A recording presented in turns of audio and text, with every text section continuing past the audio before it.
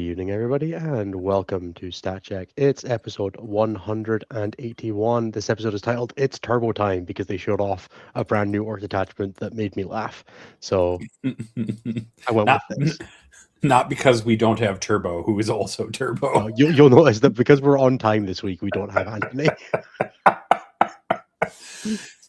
That's fine though. He's turbo timing his way to home nations, right?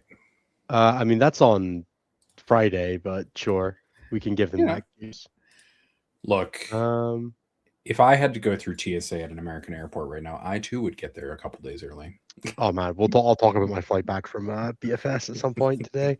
But I hope everybody's doing fine on this wonderful Tuesday. It's the 21st of April. We're here to talk about Warhammer. We're mostly here to not talk about 10th, to talk about 10th edition that you guys all deeply still care about, obviously, and to prep us all up for 11th edition. So we'll be chatting about some of the new releases and some of the new reveals, what we think about them, whether it's the new models, the new rules. We've got the new guard stuff that got showed, and a bunch of other stuff like that. So we'll chat about how all of that went. And then, yeah, we'll keep it light and breezy. We've got some questions and reels to go through. Ben, you're also looking great. Thank you so much, though. Yeah, but otherwise, Nathan, how you been, man?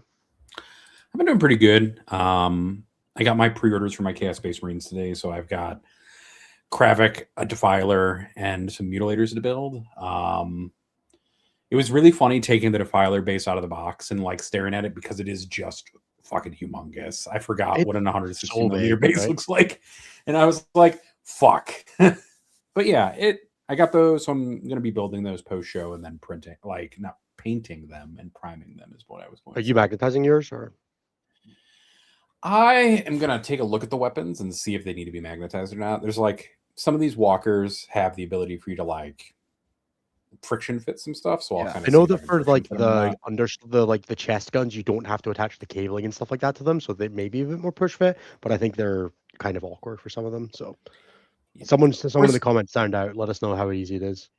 Yeah, worst case scenario, I will figure out a way to get some third-party bits that I can use to that's fair.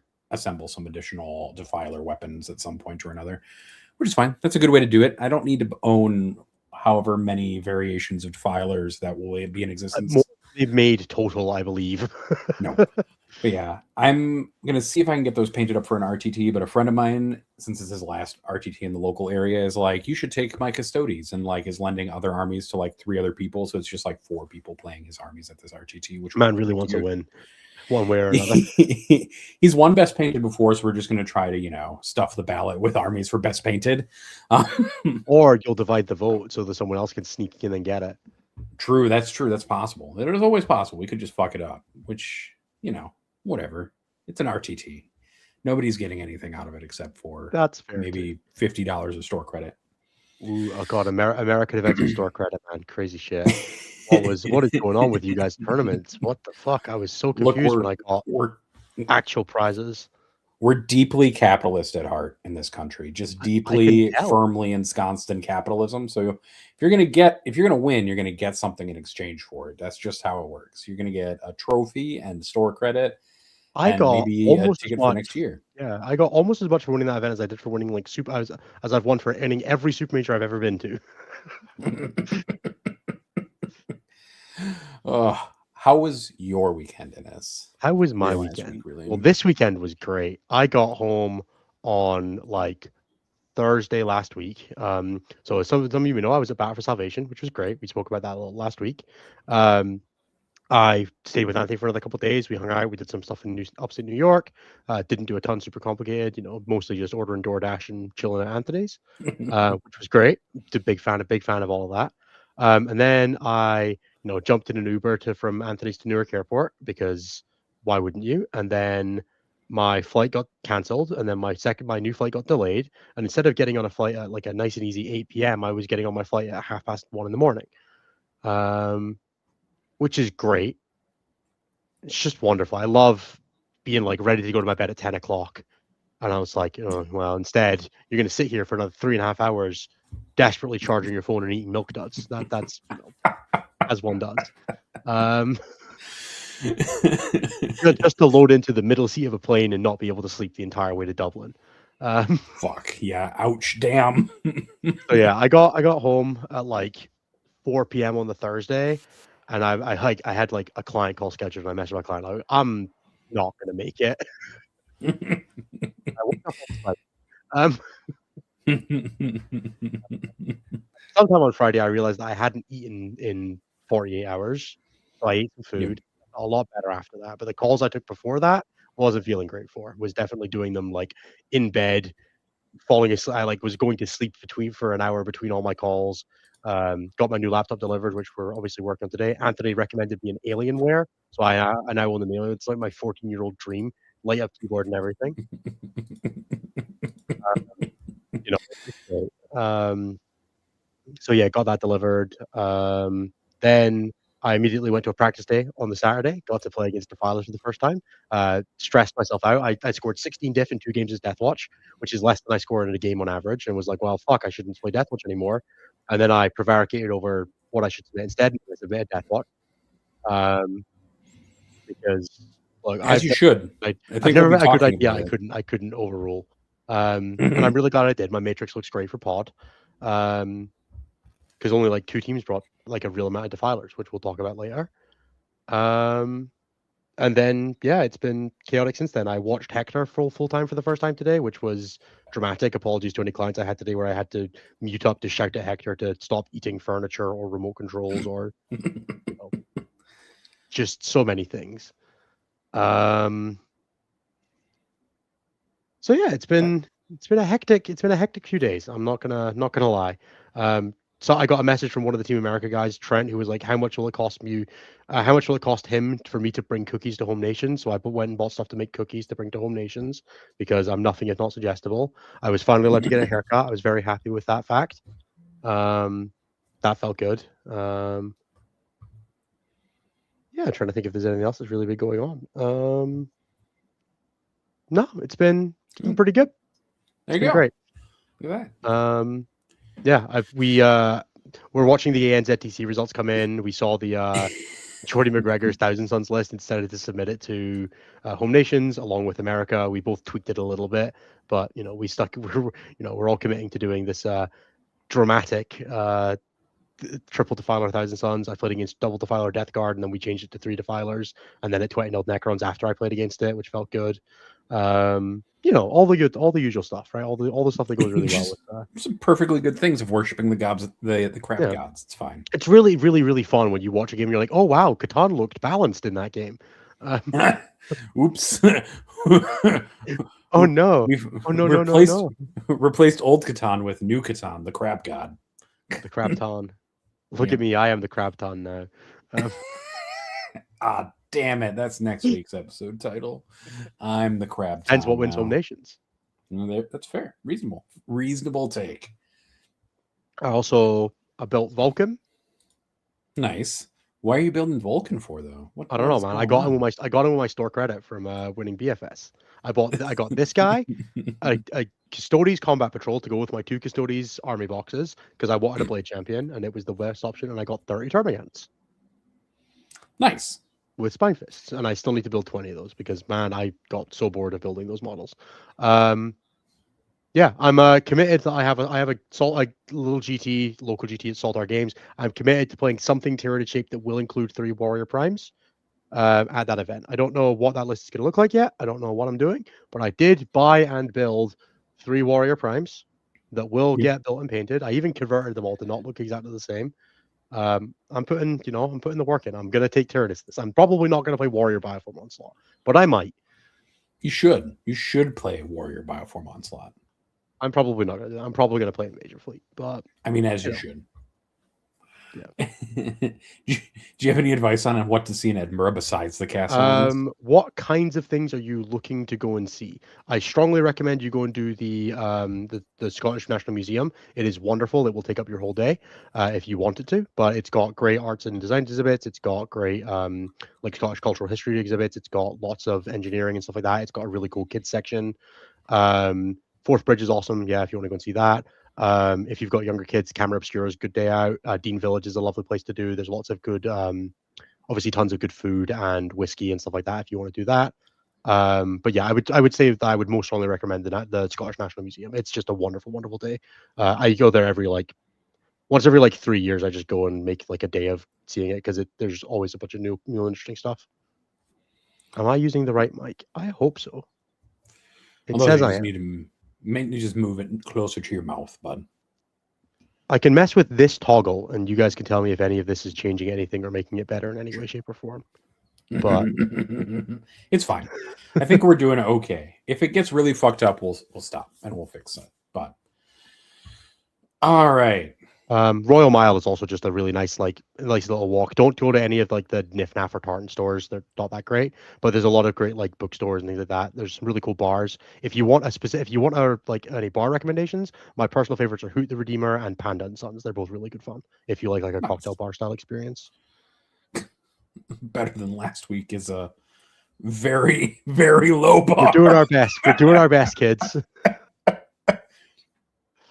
I appreciate everyone for bearing with us last week. Yeah, thank you everybody for bearing with our extremely scuffed 2 people in one room on one mic. At least we were both there. It's true. I was proud of both of you for still showing up and not making me read stats by myself. We would never do that to you, Nathan. I mean, don't say never, Innes. Don't say never. All right. Do we on the note of stats? Do we want to talk about stats and then we definitely should talk about stats, given that it's half of our show. Sure. All right, everybody. There were over 15 events this weekend. There were 17 that I have in the stats right now. There are 2 French events that I'll probably tack into it a little bit later before it goes live onto the website and stuff like that. But for the purposes of today, we're going to run through what I've got, which is minus 2 French events. By win rate, at the top of the pile is Deathwatch, who had 21 players, which is 1.7% of the meta, and had a 72.2% win rate, which is a lot. That is a lot of win. They had 5 top 4s, 9 top 10s, and a 4.32 over rep, which is guys, too much. Deathwatch are fine.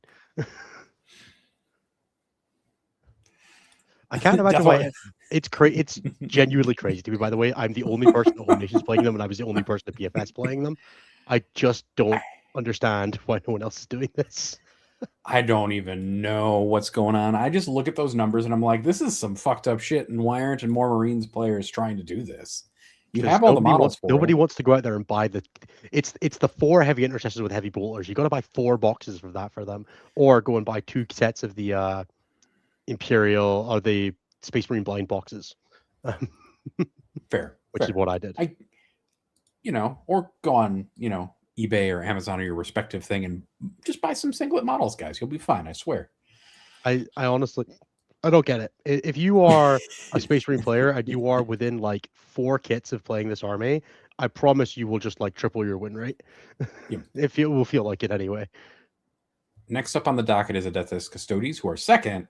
49 players, 4% of the meta, a 58% win rate, 1 event win, 4 top 4s, 11 top 10s. Yes, it's a lot. I don't know how it got to be this way, and I don't know why there are so many of them. Folger's fault. It is. It's all Folger's fault. Just improving the faction from the Actually, wait, hold on. I'm a Custodes player now. Yay, Custodes, let's go. Damn it, Innes. James, did you not already have 3 Vanguard launchers? I don't even know. Would an opponent even know a Vengor launcher versus the other thing if you put it up to a vote? You do kind of have to have them differentiate though, because you have 1 of each in each squad. So you have to have a way to, like, you could just paint the helmets a different color, but you just paint that sergeant helmet. It's a sergeant gun. It's fine. Exactly.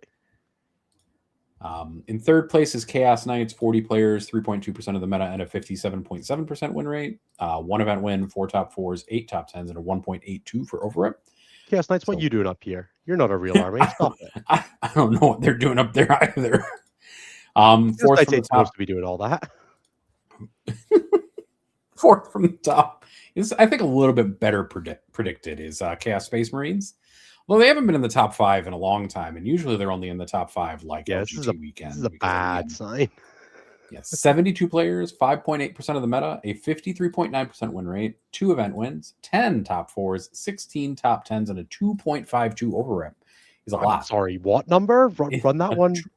2.52 overrep because you had 10 top 4s. 10. It's a lot. That is the second highest. That's the second highest overrep behind Deathwatch. And Deathwatch have the excuse that they only had like 20 people playing.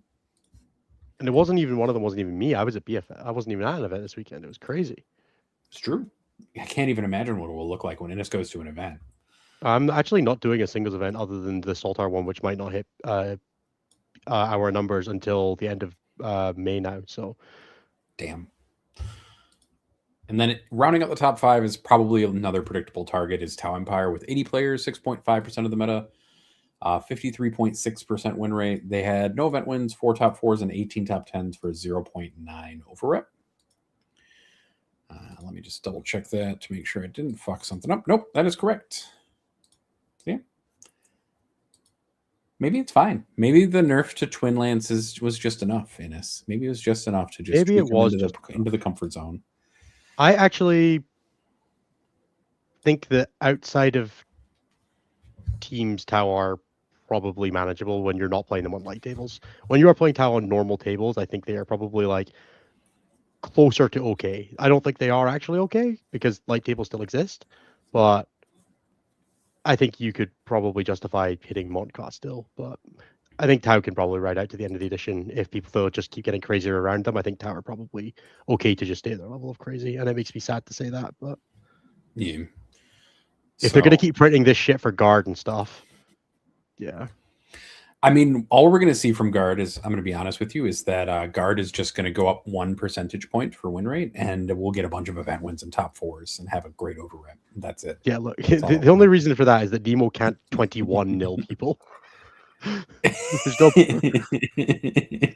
21 to -1. You scored.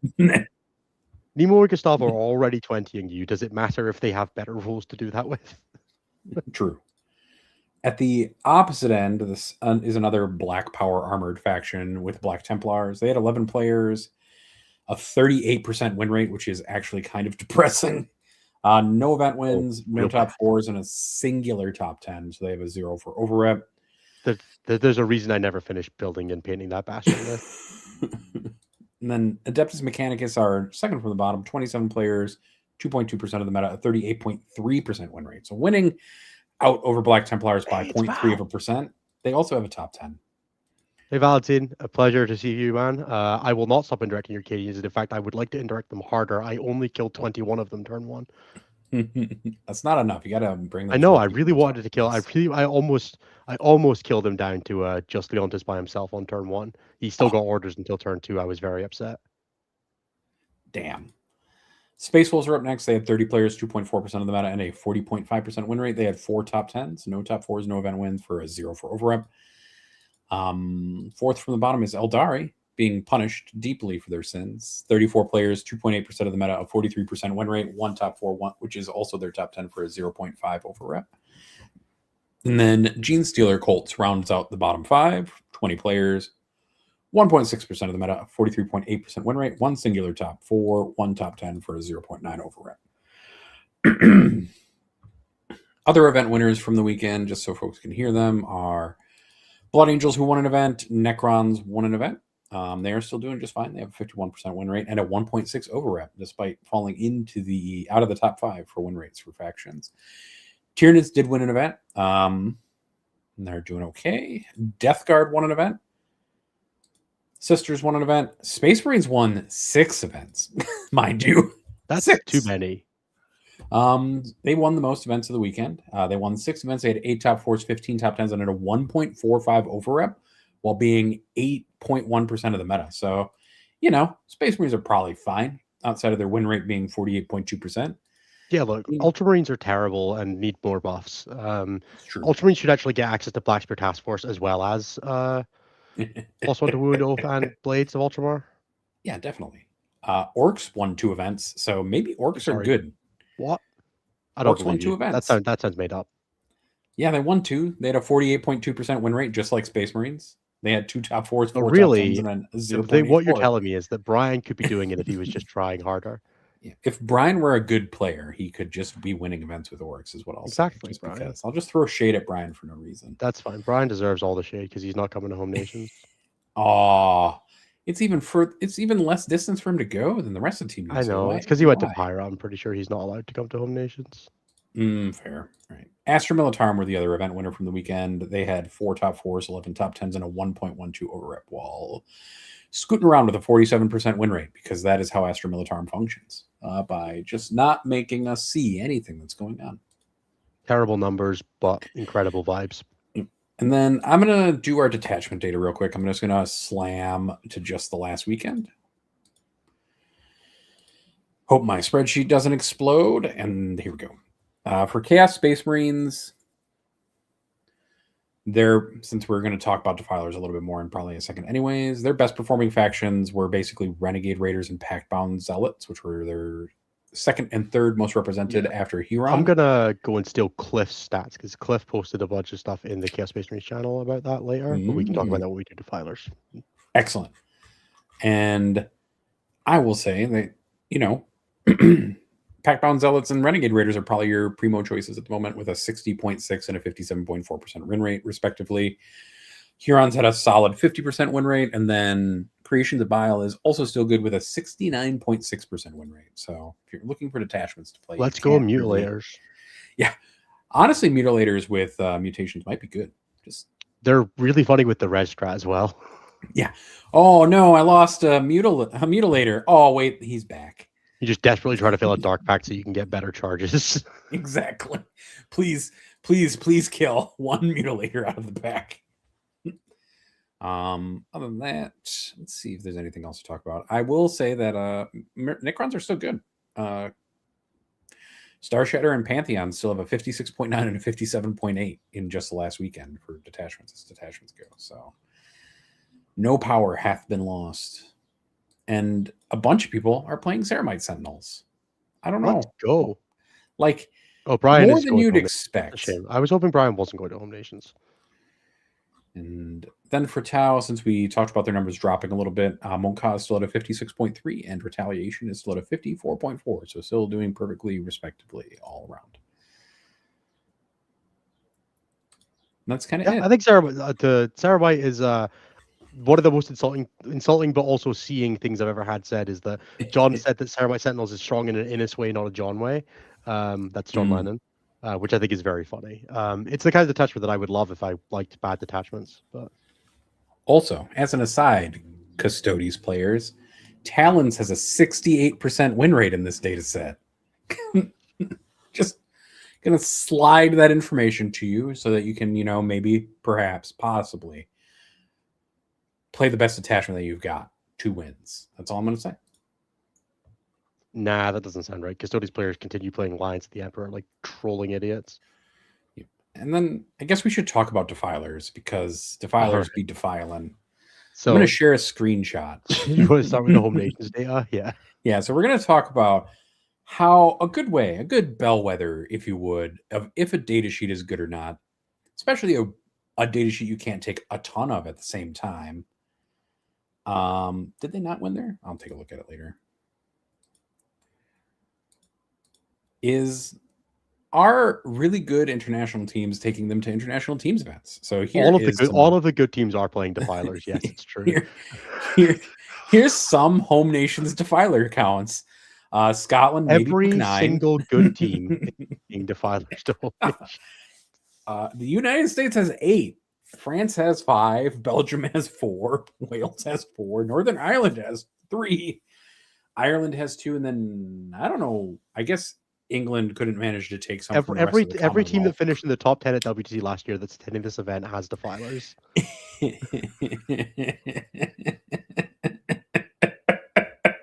I think my favorite is from Alveol et al. Is just that those shots were fired from Innis with sustained and lethal. And full rerolls. And full rerolls to wound. Look, until today, I had never heard phrases like, and then I killed the Nightbringer on Overwatch. Is it just like stick an Abaddon next to him to get full rerolls? Abaddon and a Hellbrute, baby, with Nurgle for crit 5s. And then they have this wonderful thing where if you want to walk within range to shoot them through the Nurgle strat, you got to get within 18. And to get within 18, you got to get within 24, which means you can be overwatched. I want to use the data that our wonderful, co-creator for StatCheck, Tim Pinney, made which is that before the defiler, Huron's Borders was about 80 to 85% of X and 1 Chaos Space Marine lists. In the past 2 weeks, that number has collapsed to about 29%, while Pact Band Zealots has surged to 31%, and Renegade Raiders is holding strong at 21%. If you filter down to pure undefeated, Pact Band Zealot is 43% with 6 lists, Huron's Borders is 43% with 6 lists, Renegade Raiders is 14% with 2, and Chaos Cults is 7% with 1.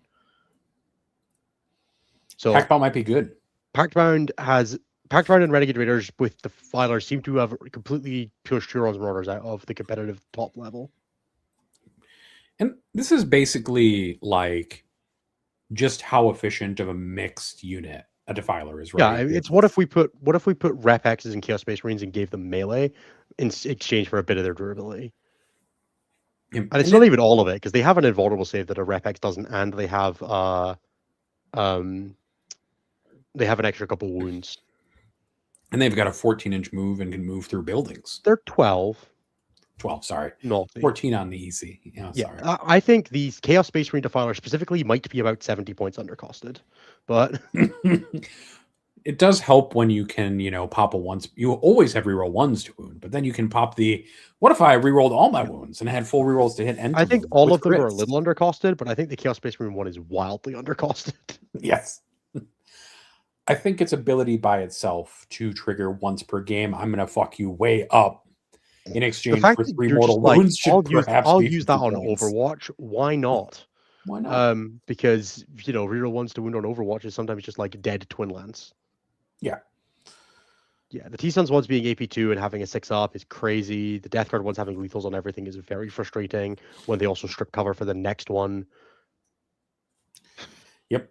You get shot by the first Defiler, and then it's AP1, and you get shot by the second one, and it's AP2, and you're about to one to your save because you're in contagion range now, because like a Plague Marine shot you or something like that. It's so fucking annoying. And very easy access to reroll wounds, so suddenly you're seeing auto-cannon Defilers pop out because they're just going to dev wound you into the dirt. Or just battle cannon ones to hit with AP2 and devastating wounds from contagions. The Defilers are nuts. It's a lot. Yeah. And even the World Leaders one probably has some kind of playability, but it's like the worst of the French pack. Are playing it in Gore Track because it's just another thing that controls space in a detachment that does a bunch of that. I know that there's a bunch of people playing them in Carnival across a few of the teams, because with the sustained gun with the autocannon, you can put them you can get them crit 5s because they're stood next to a demon unit, so they do so much damage. Yeah, giving the autocannons dev wounds was definitely a choice. And we're running, I think we're playing 9, obviously. We have 2x3 we have 3,000 Suns ones, which are Ectoplasma and Excruciator and autocannon, because the autocannon gets the extra AP, and so does the Excruciator. We're playing 3 in Death Guard, which are Battle Cannon for the more shot volume because of contagions, Excruciator and autocannon, and then we're playing 3 in Chaos Space Marines with Ectoplasma, Las Cannon, and Excruciator, because the sustained lethal stacks, and you don't need to have the natural sustained. But even that one is still pretty good with the Divine. It's just a little worse than 2-up save and AOC things if you don't have that. So we've been going with that version because we don't really need it. Just being Chaos Space Marine solves the volume problem. You don't really need the help from that. And eventually you can get through 2-up save AOC if you just have 5-up crits on sustained and or lethal hits and just pound somebody into the ground with 110 to 120, over 100% efficiency on your guns. Hearing phrases like, then I killed 21 out of 21 of an ACDC squad with twice with 2 Defilers in the same turn is just okay, that's probably fine. I can't see that being a problem. Definitely won't be a problem. And in Death Guard specifically, nobody else wants to take the battle cannon. You can just take the battle cannon because it's effectively AP2 because it dodges the AP problems. It's definitely a vibe to be able to get the shot volume at that point. Yeah, we've just the math is something like a Pact Bound Zealot's Defiler is 27% to one shot a Catan. Yep, which is the best value you're going to get just on crazy anything. Shit. Yeah. Obviously that's using the cool wound rerolls being next to Abaddon, being next to Help Root, but sure. It's not that hard to get that castle set up, though. Abaddon's got a big base. The Defilers have big bases. No, it's not hard in the slightest. But and then the Hellbrute also has a decently sized base, and it's within 6 the inches hardest part of it small. is not failing your dark. It's not failing your dark pack, so you get to keep your crit 5s. Yep. But I also got overwatched by a defiler and watched an entire Big Knight get reduced to a wound and was like, oh, I'm in Oh yeah, trouble. you In can put deep, deep, backstory in deep there as trouble. well. Yeah. How did Deathwatch play into Defilers? With excruciating care, is the easiest way to describe it. They are look. Let me. All right, Defilers are not that durable into Deathwatch. If the Deathwatch get the first connection, you do kill the Defilers because the Heavy Bolters are AP2, which then pushes to AP3 or ignore cover. It's very easy to get like a Defiler to take a shit ton of saves. Melters go to strength 11, Flamers are strength 6, right? Like if you can get a connection onto a Defiler, fantastic. So the way you do it is you kill everything that's not a Defiler, and then hope that you've got some juice left to kill the Defilers, or you try to like power through the defiler by like initiating into it. Now this is tougher into Thousand Suns ones because they have the Overwatch, and it's tough into the Chaos Space Marine ones because they have the Overwatch and the Lone Op strat. But you can do it. I played 2 games into it. I got a 10 into a Death Guard one and 6 into Thousand Suns, and both of those felt like I was working pretty hard for it. But it's not great. I certainly don't love the Deathwatch into Defilers matchup. I just decided that I was going to bring Deathwatch anyway and just dodge the Defilers. For anyone who wants to have a, you can go and have a laugh at my list name, which is Dodging Crabs, the high school experience I never had. That says a lot about your high school more than anything else. I actually have no idea. I wouldn't know. So fair, reasonable, but still, that says a lot about many things. I don't know. Defilers at the end of the day, like 3 up, 5 up invuln, T11, a bunch of wounds. You can just kill them. If you I would not play a Talonstrike kill team under pain of death. My God, what a shit unit. How do I, as a NIDS player, play a Defiler? You hope that you can run enough gaunts that you live. Godspeed. Go and paint 100 Termagants and 30 Gene Stealers. Thoughts that Elder might be able to come back purely to kill Defilers. Look, man, you do you, but I don't want to be made of Eldar in the current metagame. No. I mean, sure, Even Liam gave up on Eldar. Come on, guys.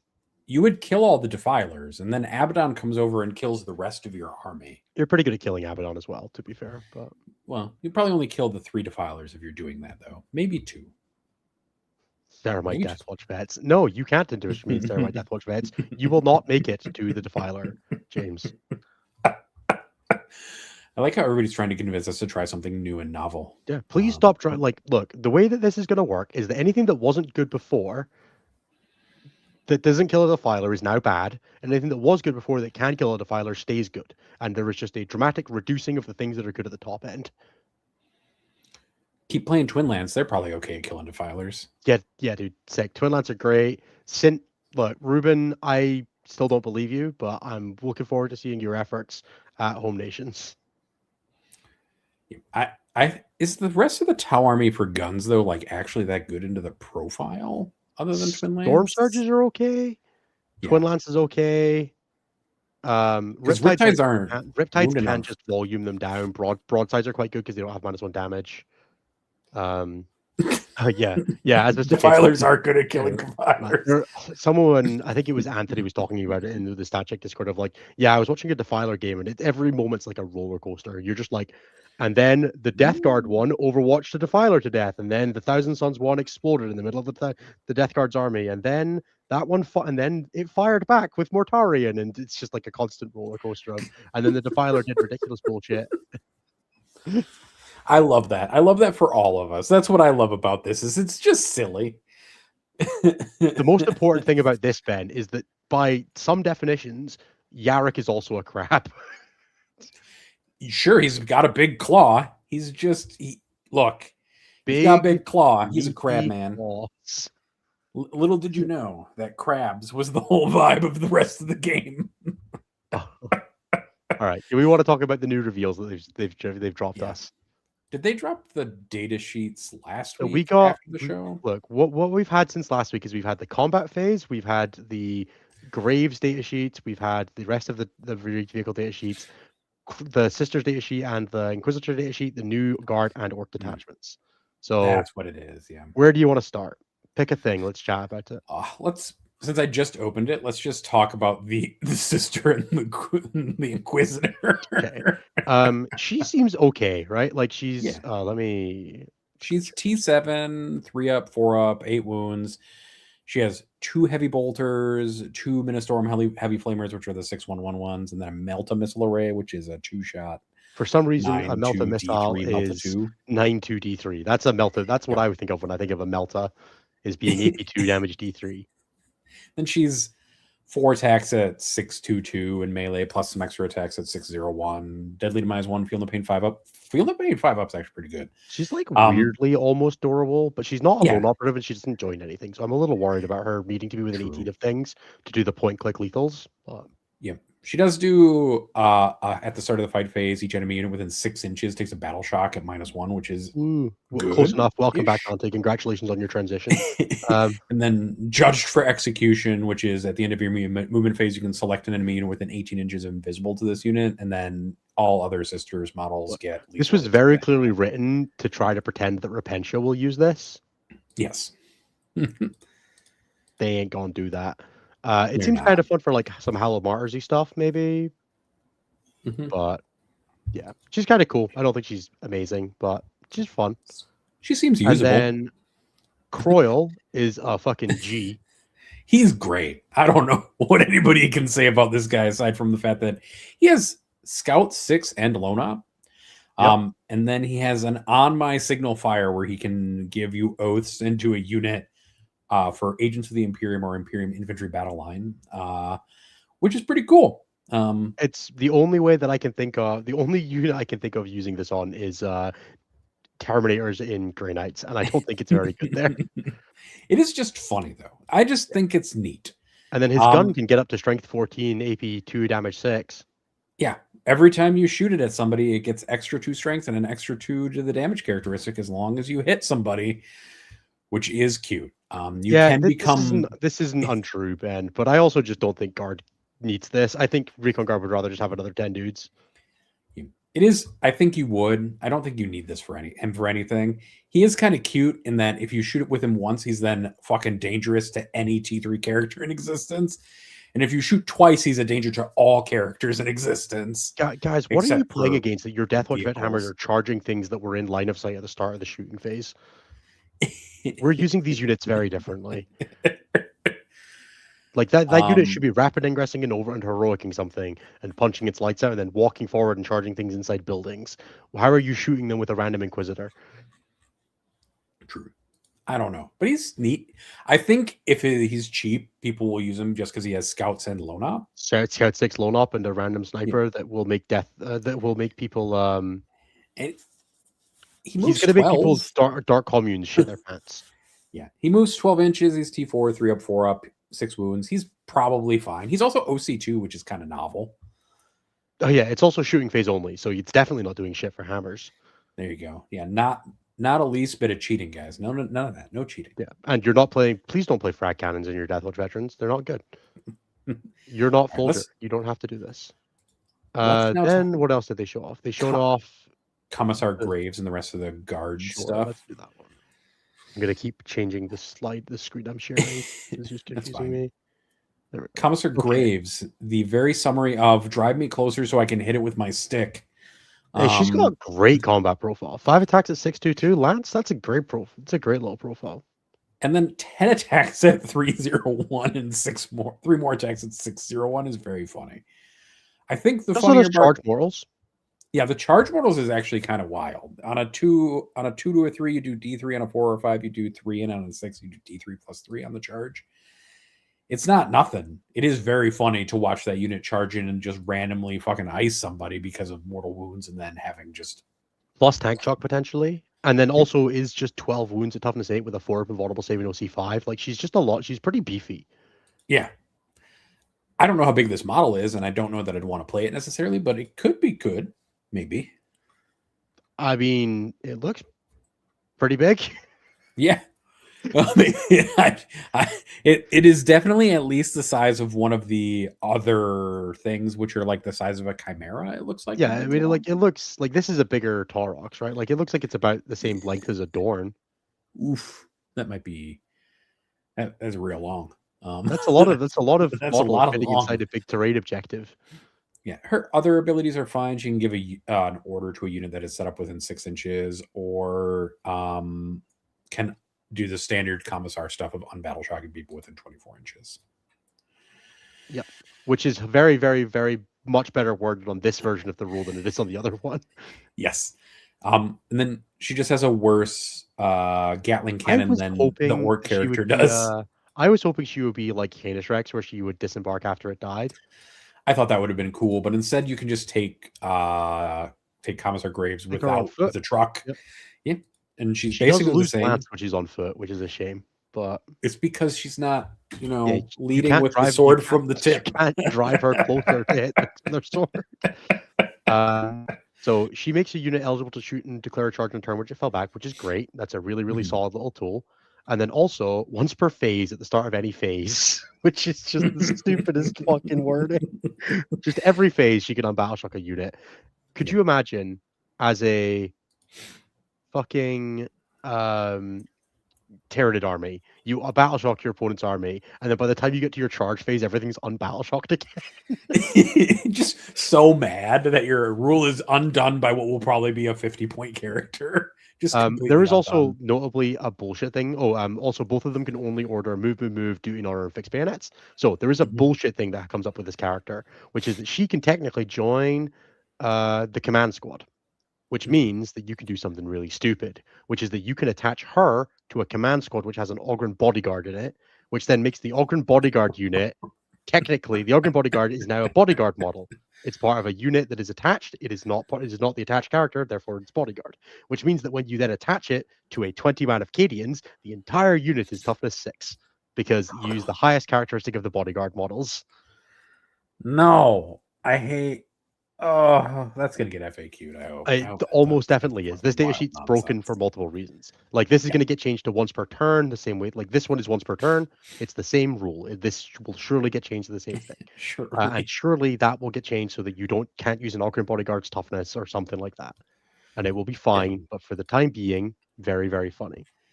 Now we get into the light tanks. Yeah, we have the Centaur, which is fine. It gets OC for guys inside it.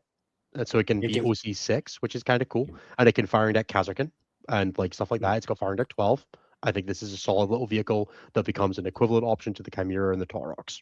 Right? It's just another thing you could play instead. It's the same speed as the Taurox. It's a bit slower than the Chimera. It will have significantly less guns than the Chimera. But it feels pretty comparable to a Taurox. It's probably better than it is only T7, which is... It is, but a Taurox is only T8, so it's not like you're losing a ton. True.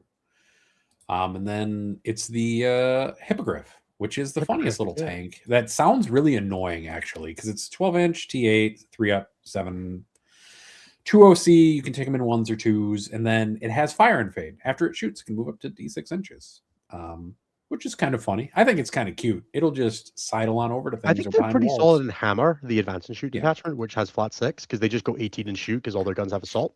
But outside of that, I don't think it's all that exciting. They don't have a lot of guns either, to be honest. They each get one you're gonna end up cannon. with like Melta-Cannon, Melta-Gun, or something like that, or you'll play like Las-Cannon, Melta-Gun, or some shit like that. Which is just 2 shots per tank. It's not a ton of shooting.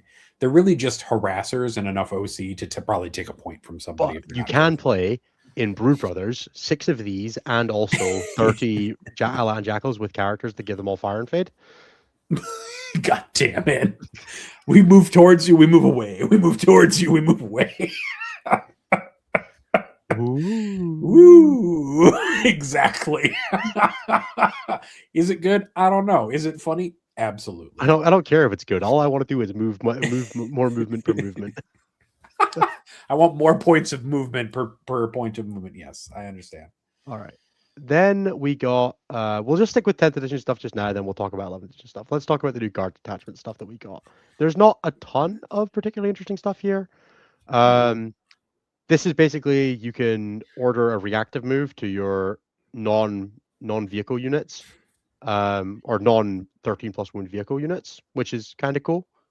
And then it has some cool stratagems like +1 to wound if you disembark from a transport, and this one is strip cover and +2 strength, which is kind of fun. Um, The other one's a Titanic thing, which is where you can fire into melee, and then you can make yeah, you Titanic get the vehicles Vindicator station rules, characters, and your Titan vehicles get Titanic. Then we have this sick ass enhancement, which is assault ramp for a Baneblade. which is quite cool. There is one Baneblade that holds like a bajillion models, and you can Yeah, I just think it can unload hold them. 12 Bullgren. Yeah, just 12 Bulgrin coming out. It's fine. I'm sure it'll be good. Probably not. Yeah, and then this is And kind of hilarious. You can have 12 attacks at 8-2-1 on 4s for a whole I season. just, it's so funny, is what it is. It's AP2. 12 attacks at AP2 is very funny on those tanks. I can't get over it. It's funny. That's all we I don't got. think We I. don't have the full details yet. And then we got the Orc detachments. So this is my favorite rule in the game by like a small margin that they've revealed Turbo recently. boosters. Yeah, you just go 24 in a straight line. You're aircraft now. Yeah. As long You as gain you assault. don't pivot. Yeah, you gain No assault, pivot. and can't charge. That's it. Yeah. It's hilarious. It seems neat. I think this one has a cool stratagem. And then it gets an enhancement that lets you just go through walls for a death killer, which is great. You're going to do because you want to be able to turbocharge 24 inches through a Yep. wall. And then decent strat, lance and +1 damage, hilarious for a truck. You should definitely use this on a truck. I think I want to see that all the time. It seems like it actually might be okay on warbikers who you can take in larger units. Look, I am sure it's annoying as fuck on Deathcopters as well, but like, what are Deathcopters? And Deathcopters like melee is terrible normally, but they are 6 attacks at 501, but suddenly it's 6 attacks it's 7 attacks at 602 lance in the WA. Like, that's kind of interesting. Look, suddenly you're just wounding some random crap on 4s that you shouldn't be wounding on 4s. Exactly. You're just gonna make it take a lot of. You could make a defiler take a lot of saves. Yeah. And then special ammo, anti-monster, anti-vehicle 4-up. I am not sure what kind of access orcs have to dev wounds in volume, but it's certainly not bad on like looters and some shit like that. To just punch up a little bit. It's a cool stratagem. Yeah. And then we have the other detachment, which is disembark from a transport and reroll advance and charges, which is crazy that they put in a rule that only exists during the WA, because you will never be in a transport otherwise. And then they gave it some interesting stratagems. -1 to wound if strength is greater than toughness, which fine. They have the disembark and surge move, which is kind of funny for a transport, and then they have Skyborn Sanctuary. They do. I thought that was great. Mount up, lads. Skyborn Sanctuary for orcs. It's actually not bad. That's pretty good, honestly. It's kind of funny on like using Trouble Now is such a funny. Yeah. Also, using Trouble Now is just such a funny thing to say. I'm going to play use this Trouble Now for a CP, and my guys are going to get out and fucking run you. I don't know what orc transport is going to survive getting shot. Battle wagons generally don't die super quick. True. But there you go. One battle wagon can do it. Yeah. And then the other thing that we got was some new edition stuff, which is basically a bit of stuff on how the charge phase works. Again, with all the 11th edition stuff, we're kind of trying not to do this without too much context, but this stuff all seemed pretty good. I think we were all pretty happy with this. Basically, you have 2-inch engagement range instead of 1-inch engagement range. You can go through enemy models during engagement range, but you can go through enemy models engagement range in the movement phase.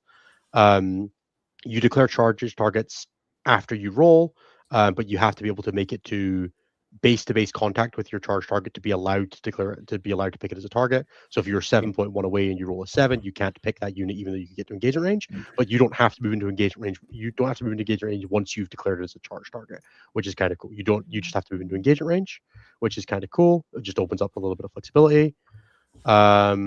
It does mean stuff like reserve charges moved from being 9 away to being 8 away, so you still need to roll a 9 because you are 8.1 away. You need to roll a 9 to be able to make base to base.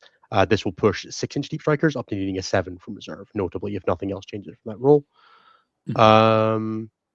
There's some stuff here about making charge moves, blah blah blah, ingress moves. Pylons are now at the start of the fight phase, with the player going first does all their pylons, and the player whose turn it is does all their pylons, then the other player does theirs, and then you do your fights, which I think again seems kind of cool. It seems like a good way to do these things, which Yeah, that seems reasonable. And then there's another fight phase. There's another pile-in phase if the unit you were in combat with dies. Just go fight first got Yeah, changed to overrun being fight. the. Sorry, go for it. Oh, no, I was gonna say overrun fight is one of my favorites. Yeah. Just like generically, My it favorite is the squad of lets 5 you core get berserkers a killed ton of. 2 battle sisters, but that's fine. Yeah, that's because they're only strength 4. It's true. Dumbasses. Get better axes, fuckers. And then They fight changed first fight change to first be. to not be broken. Yep. My Judicar, my poor Judicar.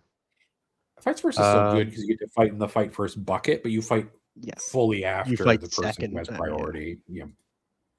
It's back to the way it was no, it's not the way it was last edition because it was this way last edition as well. So no idea. And then you do consolidation moves at the end now, which can go towards enemy units or go to objectives, which I think is kind of cool. We were broadly here at StatCheck HQ, we're all pretty happy with the fight phase changes, even Anthony, which Christ, you guys know that how much Anthony loves to be angry about things.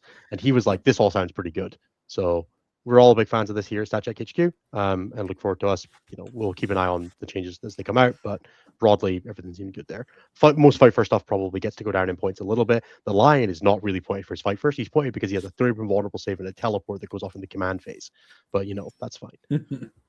No. It's just because of fights first. I don't know what you're talking about in this. Sure. All right. I'm going to do the plugs, and then we should do some questions. Yeah, let's do it.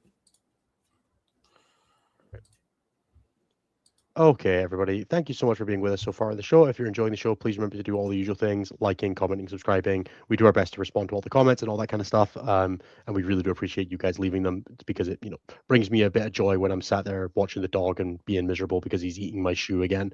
If you'd like to support us a little bit more and you're in a position to do so, you can check out patreon.com/statcheck, or you can check out the YouTube memberships in the description box below. For $5 a month, you get access to our Discord. You can have a chat with us. You can see, all this wonderful infographics about home nations in advance, or chat with Tim about Chaos Space Marines. All these things available to you at the $5 tier. If you want to support us or any of our sponsors, you can check out J15 Games, Whale, Yutani, Saltar Games, and red-dragon.ca. You can find all their links in the description box, as well as discount codes for everyone but Red Dragon. Red Dragons is a patron, a subscriber, and YouTube memberships benefit specifically.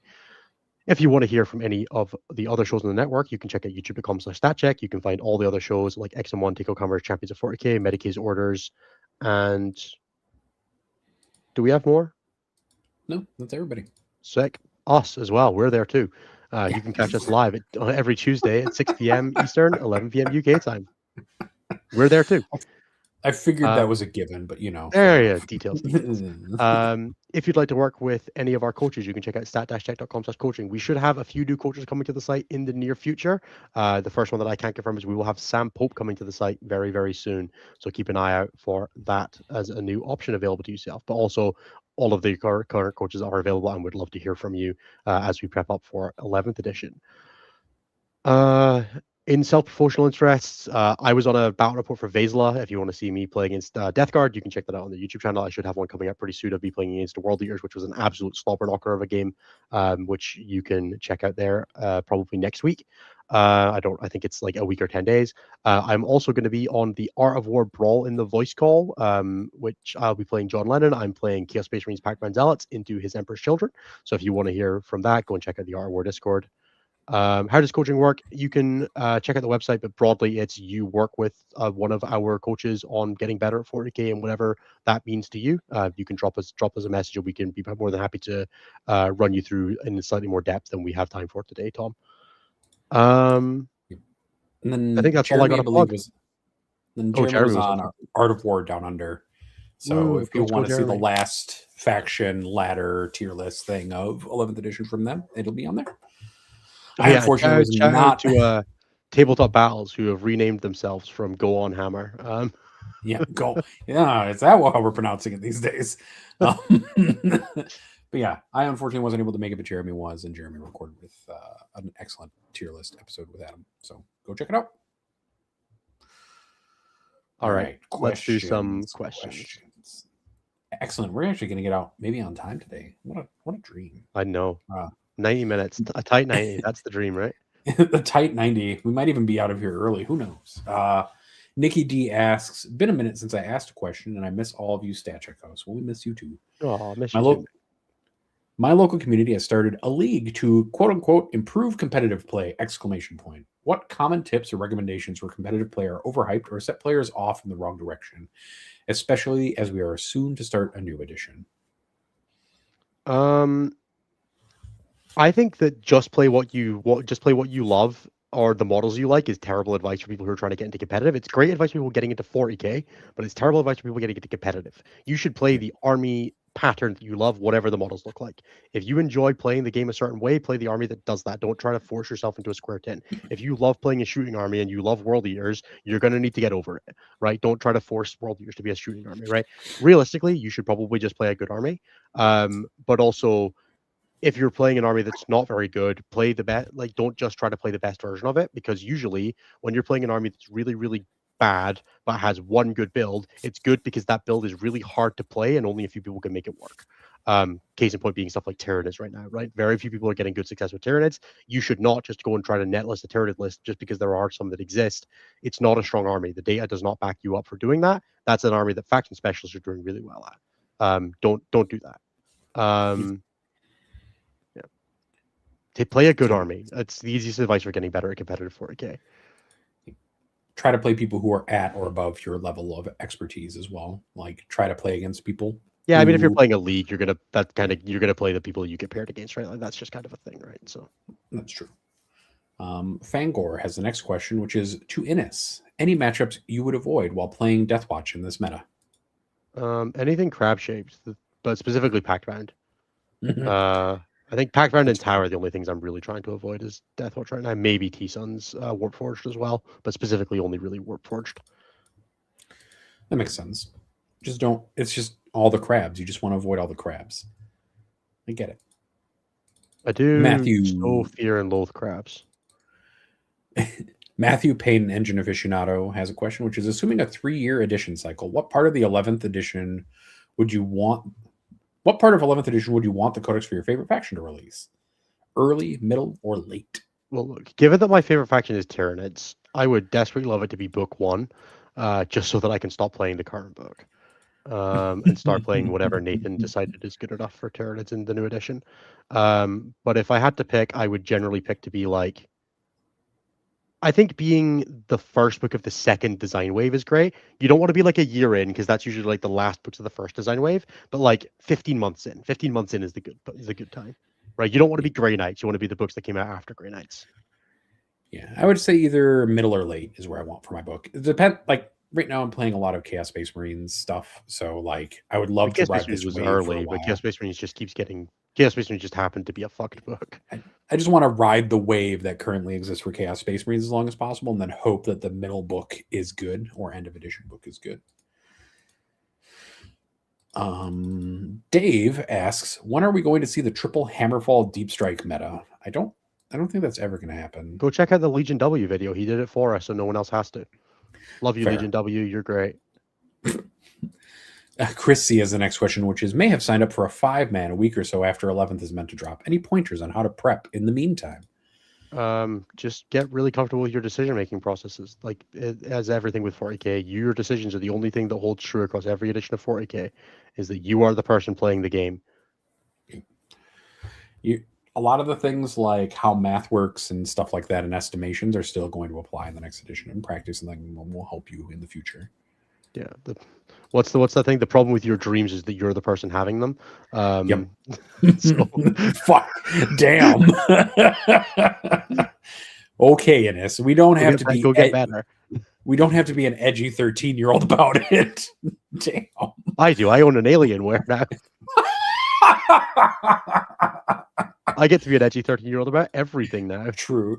You need a different haircut for it though, like the little swoop emo haircut. I needed to look like Nemo and Anthony did at BFS. Let me see if I can. Yes, correct. Oh, yes, there you go. There you go. You just need some eyeshadow and you're ready to go, bud. KR Quinn asks, Innes, are you going to mainly build the Spirit Custodes or a mix, or what? Since the kits are not interchangeable and we are guessing at data slates. I think the kit comes with 6 spears and 6 shields. So I'm going to build 6 spears and 6 shields, and I'm going to build 12 spears and 12 shields because that's what the kits come with. And then if I need to buy more spears, I will buy more spears. Fair and reasonable, really. And then Coco asks, would you still run missile sides with a storm surge plus triptide? Feels like there's not enough stuff left to keep yourself alive for the rest of the game. I would probably not play missile sides alongside that. I would maybe consider playing like a couple of single missile sides with like a marker light as just like a screening / standing / shooting unit that can contribute a little bit of chip damage at range. But I don't know if I would bother. I think I would be more leaning onto like piranhas and pathfinders and stuff like that if I was playing the storm surge. That's fair. There's a lot of good chatter in the Tau Empire Discord channel on the Patreon Discord about kind of that kind of stuff as well. I know that Tyler is getting really Tyler plays a ton of the storm surge. He's definitely a good person to chat to if you're interested in hearing more about the surge. Yep. Logan Trailshaver has the next question, which is, with Necrons getting close to Eldar's total edition tournament wins, who do you think will win this war in heaven? I think Necrons are guaranteed to win it. Almost 100%. They have a much better... They're positioned so well at the moment to just take it.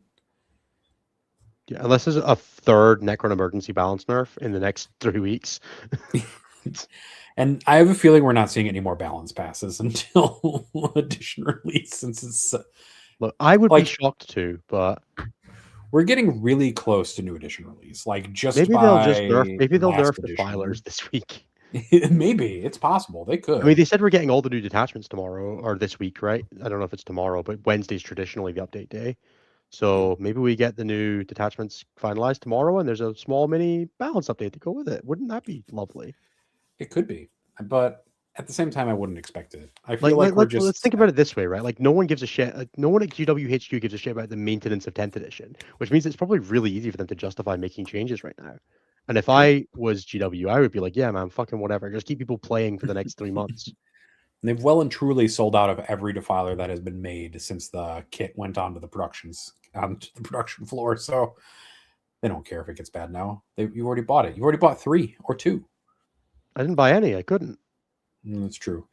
I almost didn't get any because they started the pre-order 5 minutes early, and they were gone by the time pre-order time actually rolled around officially. It was very weird. I didn't get any because I dared to only be online at 10 a.m. and not having messaged the store in advance. I just barely managed to snag a pair of them from the web store. Yeah, I tried to buy them on Element, and they were like, "No, you can get them in June. We'll deliver them in June if you buy them now." I'm like, "Well, no, that's not useful. I don't want them in June. I want them. I want it now. That way. Yeah, I want them now. I don't want to wait. Who's here for waiting for things? I want all my stuff now. I require instant gratification. Otherwise, of course, I just don't want the thing. Exactly. If I can't have it immediately, exactly. Why would I want it? It might be nerfed by the time you get it to me then. And then what will I do? Exactly.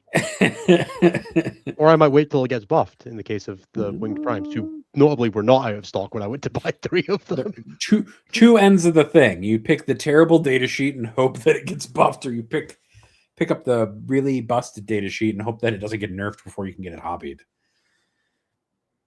You just lower your standards for hobby and you can hobby anything in time. But that's true. I've seen some people's models who definitely are. I've seen Bruce paint. Damn, just fucking rude.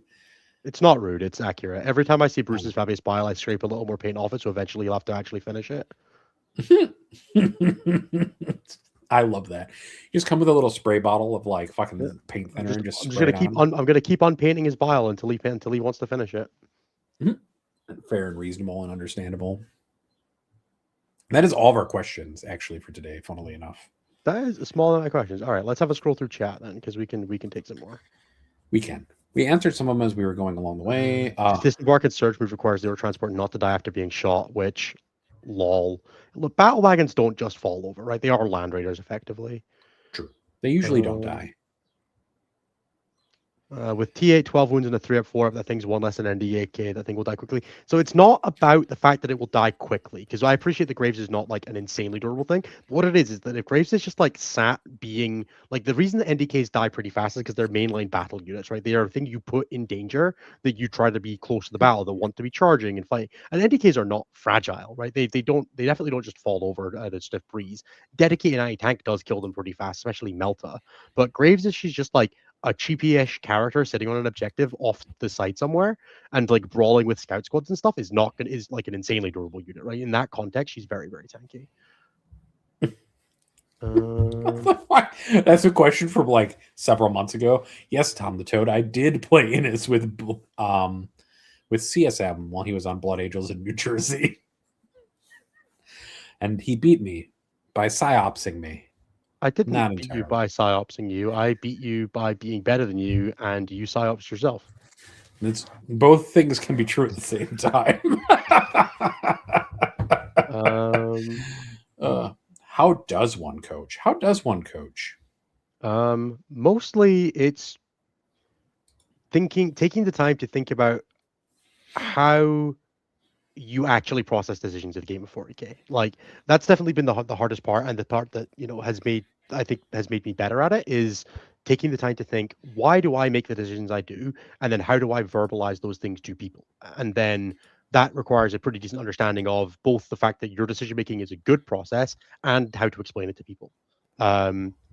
A lot of the time what it feels like when I'm talking is that I just talk about the way that I think about Warhammer, and people pick up on that and try to do things the civil way. And that was certainly a lot of how it started. And then it's turned into a lot of thinking about the way that I think about Warhammer, and then walking back the steps from that to make it more explainable or to be less based on my intuition, which a lot of it is, right? When I play 40k, a lot of it's based on, the fact that I've been doing this for too long. I was going to say 20 years and not be, and I was going to say 20 years and not be that far off wrong. But like, I haven't played this game for 20 years. A lot of my decisions are based on the me that I used to be, right? Which is totally fair. But nowadays it's very much a case of like, hey, we need to stop and analyze why you're making these decisions, and then we need to introduce new decision making processes. We need to implement better training practices, better regimes for you to gain information for yourself, because when for some clients it's a case of identifying what is actually holding them back and then trying to push it through, right? That's very much what it is. For some clients that's decision making, for some clients it's effectively practicing, for some clients it's mental strength and being able to handle difficult situations in game, whether it's on or off the table. Everyone's got different things, and coaching is as much about recognizing what a client needs to work on that they are saying that they aren't saying. Yeah, which makes sense. It's a very vibes based job for me. You try to bring something different to every client because every client wants something different and needs something different, and you try to find the places where those overlap as much as you can, and then to push the things that they need but don't know they want as well. Yeah, I mean, it just reminds me, it's like any mentorship or teaching capacity thing that you take part in. Like, if you are mentoring somebody one-on-one or coaching them one-on-one, you have to kind of tailor the experience to the person and what they want out of it. Like, no two people are the same. And if you're doing a one-on-one mentoring or coaching thing, you have to come to where they are at in order to teach them anything properly. I've never needed to coach anybody in 40k, but I just assume it's very similar to needing to mentor somebody in like a scientific space or a workspace. I mean, we've done a coaching call once, right? That's true. We did do that. I said I haven't coached anybody in 40k. No, yeah, it's pretty similar. Just a case of like that. That's the kind of the stuff, right? Like it's identifying. A lot of what I do with clients is we start by talking about the thing that they specifically thought about. Like, what I usually ask clients is, is there a thing that happened recently that made you make the push to go for coaching, right? Like, was there a game you played that you really didn't enjoy or that you really felt like you should have won but didn't? Okay, let's talk about that. And then by just getting them to start talking about the game they played, it opens up a whole bunch of like spiraling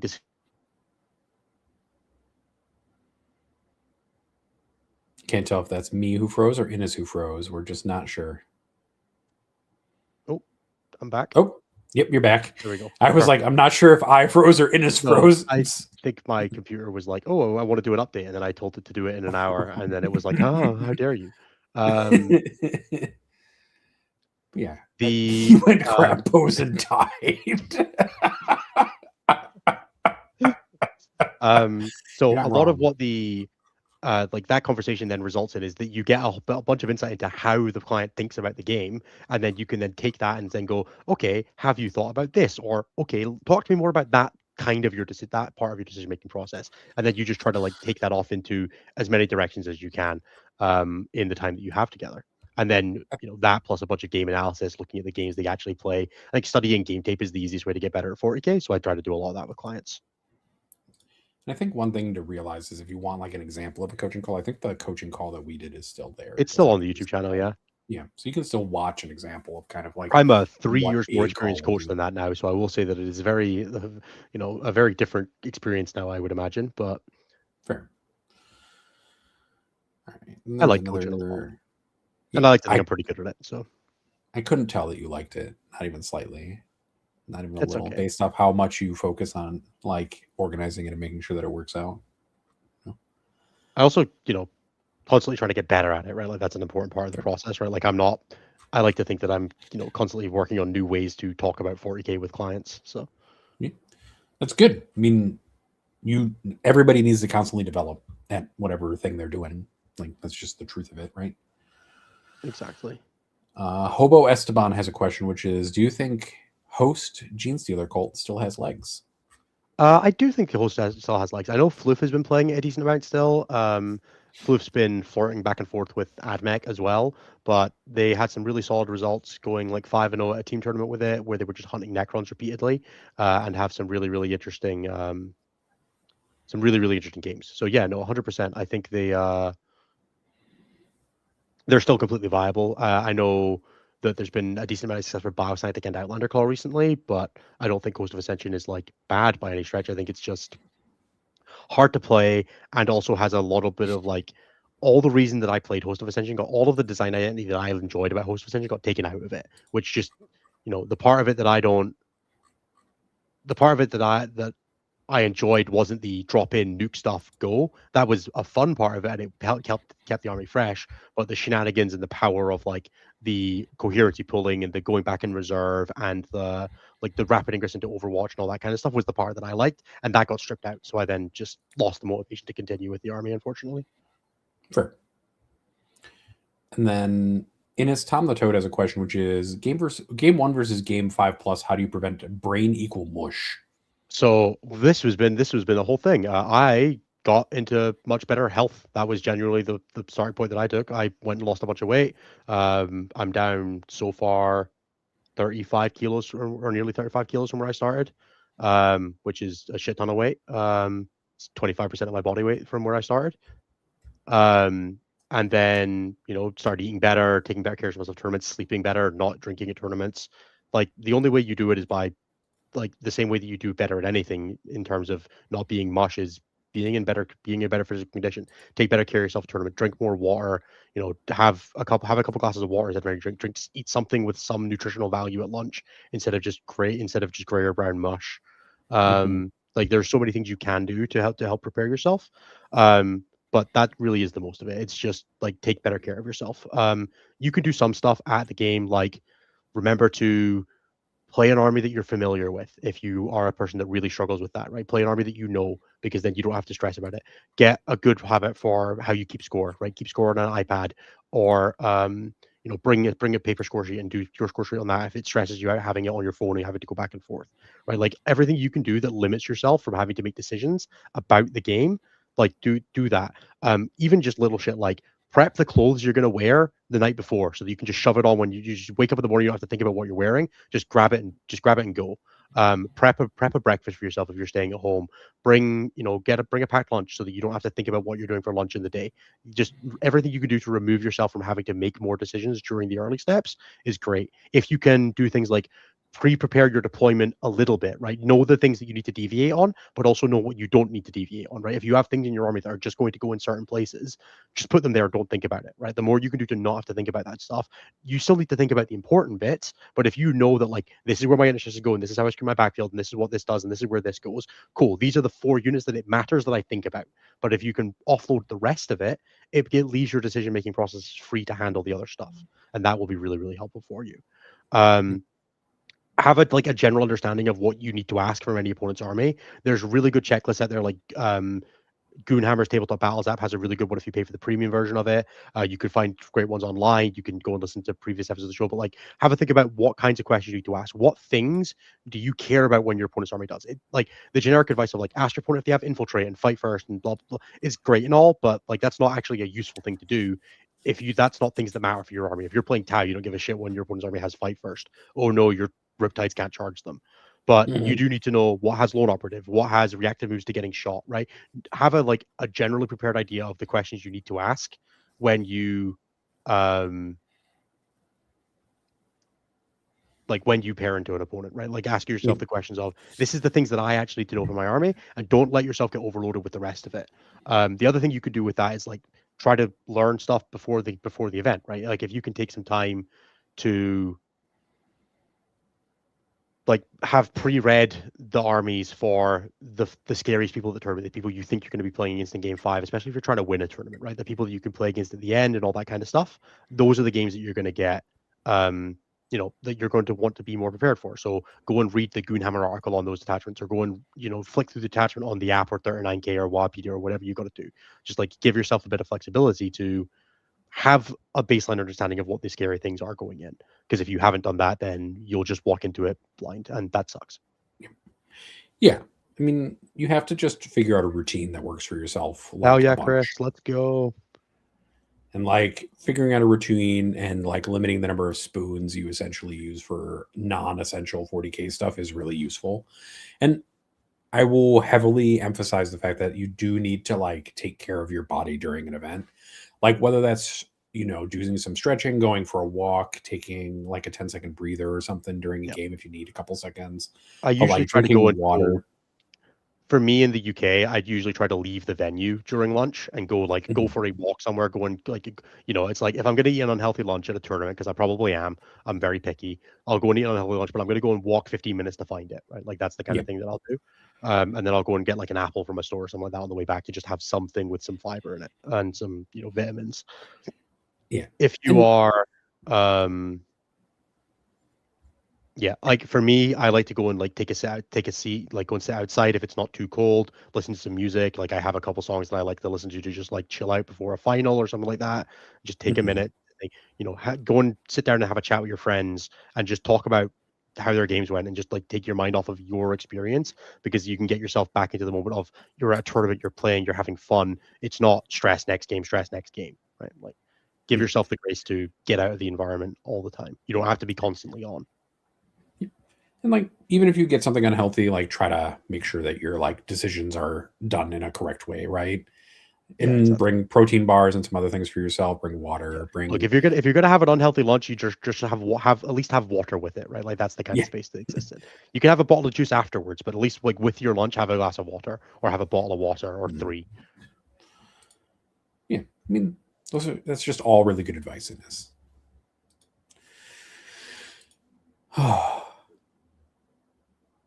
Well, all right, come on, people, keep the content machine turning. I need more questions. We need more questions on this. I mean, I guess we. We could, but we got another 5 minutes. No, we can do another 5 minutes. Oh, please. What we told people 90 minutes, and we can back out at 85, but 78 is too little. We can prevaricate a lot. Have you seen? Did you go see? I watched Project Hail Mary. I did see Project Hail Mary. I thought it was really good. I did a bunch of content this week actually. I watched Project Hail Mary. I watched the first 6 episodes of Pluribus on the plane, which was good. Fine. I read Brendan Lee Morrigan's webcomic when I was laid out, which was quite fun. It was really good actually. I had a really good time. It's not finished, so I don't recommend it if you don't like unfinished things. But I had a really good time with it. It's called something female protagonist. I mean, I guess it's pretty easy to just strong female protagonist. That's the one. I can't believe I forgot the word strong. I really enjoyed it. All right, here we go. We do. Yeah. Thought on where Deathwatch and Demons may go as index armies in 121st. I have no idea what they could do in 121st. I imagine Deathwatch and Demons will probably get books now because they were really because people were generally upset that they didn't get books this edition. And I think GW will have listened to that, but we try not to speculate on these things because we have friends that know these kinds of things and we don't want to get them in trouble. What's something you want to see change in? Sorry, go for it. No, I was gonna say honestly, like they may still get rid of them in the next edition. They might, but it's worth keeping an eye on it. I Like think there's no rhyme or reason necessarily to how they'll make that decision process. I think with the way that the detachment point system works now, I think it's potentially likely that the demons detachments could be like 1 DR detachments that you could bring into ally and demons and kind of stuff for the god books now. And we just can't play major demons now. I wouldn't be surprised. What's something you want to see change in 11th? I would like to see there to be a 1 named character per list limit, but I think that would be cool. I think though that based off what we've seen so far, it feels like they're leaning into characters being parts of squad even more, with every character being either a leader or support type character essentially. So you'll see a lot more of that. Depends on how like widespread support characters are, right? But we'd have no idea. What is your 40K final pump up song, and did you listen to it before our final? It is a song by my favorite band, Paris, and it is called No Mercy.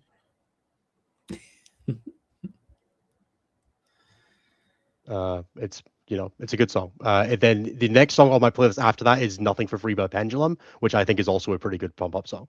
So Ashley has a good question, which is any tips for playing well in round 1? I'm always jittering off my game there, can't lock in until later games. I think part of that is like there's some really good mindfulness exercises to like recenter you, like that are just good in general in life, which is like learning how to control your breathing and kind of centering yourself and stuff like that. Yeah, I mean, a lot of it is just I try not to think about round. Round 1 is also a round I struggle with, and I don't have a great answer for you here. Besides, I just try to get into the game as quickly as I can. Like once I'm actually playing the game, I usually feel a lot better. But yeah, I get big like round 1 jitters, whatever I'm playing against. I think one of the things that it can be worth doing with this, one of the things that I can sometimes find to be stressful around round 1 is usually the gimme round, and it feels like, oh man, it'd be really embarrassing if I lost here kind of space. Could be a lot of the reason behind that for me at least. I don't know what your issues with it are, Ashley, because obviously they're different for everybody. But for me, a lot of it is just remembering to take my opponent seriously in round 1. Like I know I don't mean that in a bad way, but like remembering that, hey, this is an opponent. They are, they paid their money to be here the same as me, and they have as much right to win this game as I do. And then just like also they deserve to have me give them a good game, right? Like that's kind of the space that I try to get into with it, and it helps me a little bit with getting into that space. But makes sense. I always find myself needing to center myself on what my expectations kind of are. Take a breath, breathe for a minute, let those jitters out if you need to, like run around the room once, whatever works for you. Is running 21 other characters the last 10th edition RTT mistake? No, you should do that, Isaac, because it sounds funny. At least it'd be yours. It's true. Also, who gives a shit? It's an RTT. Go have fun. That's true too. How do you coach a 40K team? Go and listen to Anthony on last week's show. He had a pretty good answer for how that was going. Anthony does not have the Folger tattoo yet. I don't know. What army should exist? Gene Stealer cults. And what army shouldn't? Gene Stealer cults. I like that, actually. That's the right answer. What rules do you hope become keywords? I think charge mortals could stand to become a keyworded rule. Like I think all of those things could just be like you get to free shot tank shock or some shit like that if tank shock was changed. Transhuman. Yeah, the -1 to wounded strength is greater than toughness. Like a lot of these that could be just like the durable keyword and shit like that, right? Like I think that'd be fine. D Rander, you can read the Dungeon Crawler Carl book that's released next month if you join his Patreon. It's all there. You can read the whole thing before it's out. Grenades as a universal strat for all battle line? Absolutely not. Can confirm I felt no mercy. God, I love Paris so much. What an amazing band. And then thoughts on more narrative and changes to objectives. I think that the change to objectives is good. I think them being ruins is fine as long as there are other gameplay considerations that come with it. I think the changes to the primary is going to be dramatic and very chaotic, and it will be poorly balanced until it gets a first, maybe second, and potentially third balance patch. I do think we need to see the rest of that pack as well, like the competitive tournament pack that like is indicated in some of those areas. Yeah. Defiler appropriate points per faction. I think I would baseline every defiler at 280 and the Chaos Space Marine one at 320 and consider that to be like a reasonable start. Honestly fair, yeah. maybe the actual answer is that Pac-Man Zealots shouldn't exist, and just shouldn't be crit 5s. Maybe they just shouldn't be allowed to be marked in Pac-Man. They're like the defiler should be undivided on its profile in Chaos Space Marines. There we go. That way it can never Or they use change, never be Nurgle. or you change the Nurgle stratagem to just like infantry units. I think the instead of reroll vehicles. wounds, reroll ones to wound, and 4 reroll wounds 1 per game is worth so much more than any of the other deep buffs. I mean, that's reasonable. But honestly, I think you could maybe put them all at 300 except World Eaters, and that would be fine. Like, I think they're just way too cheap. The fact that they're the same points as the Destry, and the Destry is pretty good, is crazy. Yeah. The Destry is like an appropriately pointed model at 250 points. The Defiler is like not appointed appropriately at 250 points. Not in the slightest. All right, Nathan, I think that's going to do us. Do you want to take it away for the call to high Sure. five? All right. If you join the most expensive tier of our Patreon at $15 a month, the Cult of the High Five tier, you get to get thanked at the end of every episode with a customized thing that you get to customize yourself. And you get to add it to this fun Google spreadsheet that I then get to read live on air to thank you, because you're all awesome for supporting us. That's all. Thank you to Christopher. Can I get my list writing privileges back for 11th, please, Innes Irvine? Nope, you're going to submit exactly what I tell you for WTC. Thank you to Willow Weeks. Thank you to Dan F. Thank you to Luke Harridan's taking the Subway McCarthy. Thank you to David Clark. Thank you to Exhausted. Thank you to James H. Thank you to Colton, Dan F. Miller. Thank you to Fungus. Thank you to John Via Gang. If you pet Hector's kennel, does he also count as being pet? Thank you to Camp F. Dan Morton. Hog emoji, hog emoji. Thank you to Archon. I now only measure unit costs using the Twin Lance as a scale. Did you know that Fuegan costs 0.65 Twin Lances? Raw. Thank you to Josiah Gattle. Thank you to Frankie. Thank you to Isaac. Tonight on Stat Check, Isaac is at a dental appointment, so this joke is on hold for 5 to 7 business days. Thank you for your support of this joke format, period. Tarada. Thank you to when I asked to be saved from the Catan meta, I didn't mean like this. I'm sorry, this is how you're always saved from things. You're never saved from things by nerfing things appropriately. You're saved by like under new management. Yeah, under new management is the true way that you're saved repeatedly. Thank you to Steven Yodog. I heard you like pick 3, so we gave Yerrick pick 3 a pick 3 Ross. It's true. You can pick your friend. You can pick your friend's nose, but you can't pick your friend's pick 3. It's true. Thank you to Tom All Glory to TTARH. Thank you to Thanks Folks. Thank you to Floof. You lost. Is that what that is? Yeah, I won my draft league against Tom. Ah, fair, cool. I'm currently 3-1 in the draft league, by the way. I'm feeling good. Damn! Look at you, Ennis. Look at you go. I know, right? Winning in games that aren't even 40k. Thank you to Floof. You lost the game, Cox. Thank you to come with me on a Gucci adventure. Thank you to John Garza. Thank you to Henry. Penguin chicks are so fluffy and distinct that they were thought to be a different species. The Wizard. I believe it. Thank you to Penny the Penguin. We're very sad if Stat Check ends. Please do not make Penny the Penguin sad. This is your penguin fact. Thank you to Matthew, Pain Engine Aficionado. Thank you to Vivian. Every weirdo in the world is on my wavelength. That's unfortunate for you, Vivian. I'm really sorry about that. That's tough. Yeah, I would tune out of that radio station. Tuning into a completely different channel tomorrow. And then thank you to May the Power of Infernal Gatlings guide me to not being the load in both capitalized at a Teams event this weekend. You will not be the load if you're playing Chaos Knights. Chaos Knights cannot be the load. Chaos Knights can only be the wall. There you go. Thank you to everybody. Thanks, Innes. That was fun. Thanks, guys. We appreciate you. As always, thanks very much for watching the show. If you're at a tournament this weekend, very best of luck. If you're at Home Nations and I've not met you before, come say hi. But I probably have met you because it's Home Nations. And otherwise, yeah, I think that's all I got. Bye-bye.